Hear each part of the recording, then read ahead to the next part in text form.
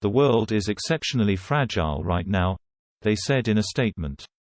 "As we all feel the many layers of pain due to the situation in Afghanistan, we are left speechless. Yeah, right.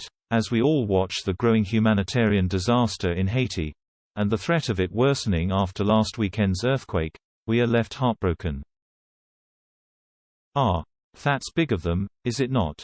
I expect the people of Afghanistan have breathed a sigh of relief, while Haiti knows that help is on the horizon.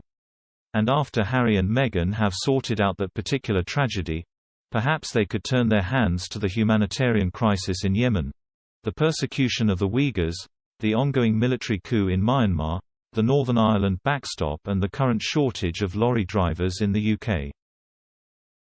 Surely all it would need is a cup of chamomile tea with Meghan, a scented candle glowing in the background and perhaps a little yoga afterwards, and it could all be sorted out. As featured earlier this week in the Daily Express, Andrew Lowney has just written an excellent book about Edward and Mrs. Simpson, called Traitor King: The Scandalous Exile of the Duke and Duchess of Windsor, and of course the parallels with Harry and Meghan are remarkable. Both involved a senior royal leaving behind his duties for an American divorcee. Both involved money grubbing, memoirs, yup. Edward wrote 1-2, dumping friends, mistreating staff and complaining about status. But even at their very worst, the Windsors could not have harbored the same levels of self-delusion about their global importance as do the Sussexes. It is actually arrogant beyond belief to issue that statement. Why do they think anyone cares about their tuppence worth? Anyone with the tiniest touch of empathy will be feeling for the people of Afghanistan. Why do Harry and Meghan, with their pop-up displays of compassion, think that they will make any difference at all? Never let it be forgotten that Meghan could have changed history for the better if she'd been able to step up to the role of senior biracial member of the royal family, but that would have involved a certain degree of self-sacrifice and hard work. So it was off to the Californian sun, where it is increasingly difficult to distinguish them from a pair of well-connected chances. Their most recent mission statement ends with a list of charities you can support to help out in these global issues. Will Harry and Meghan be out there on the ground, doing their bit? I wouldn't hold your breath. Garrick can't be that bad. Cherie has become the latest woman to drone on about not being allowed to join the Garrick. Actually, any institution that won't let Cherie in has got to be doing something right. Motoring homophobes.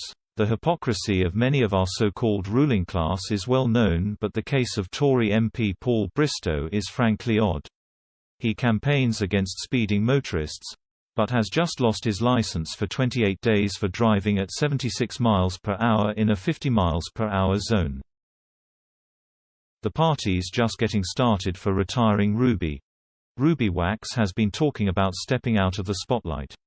"When I lost my fame it was painful," she said. "I always knew to leave the party before it left me, so I jumped when it was time to go to the next chapter of my life." Taking a low-key approach out of the Meghan Markle handbook, these comments were made in an interview with the Radio Times. Elsewhere, Ruby has in the last week done interviews with the Sunday Telegraph, the Times and OK! Magazine. There have been a couple more pop-ups elsewhere in the press, and Shush has also got a new television series.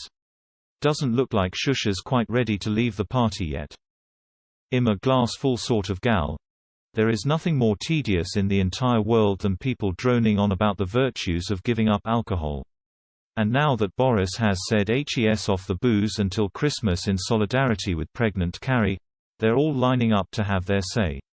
How unbelievably boring. And as I'm certainly not the first to point out, Sir Winston Churchill was a functioning alcoholic and Hitler was teetotal. Bring on the pink champagne. U.S. withdrawals a far cry from statesmanship. Increasingly, it's obvious that President Biden's disastrous decision to leave Afghanistan was all to do with the optics. On the 20th anniversary of September 11, he could boast he had all U.S. troops back home to use for his own electoral advantage. Instead, it's blown up in his face, leaving the U.S. looking humiliated, foolish, incompetent and treacherous. Remember when we used to have world statesmen? "We're not going back to those days anytime soon."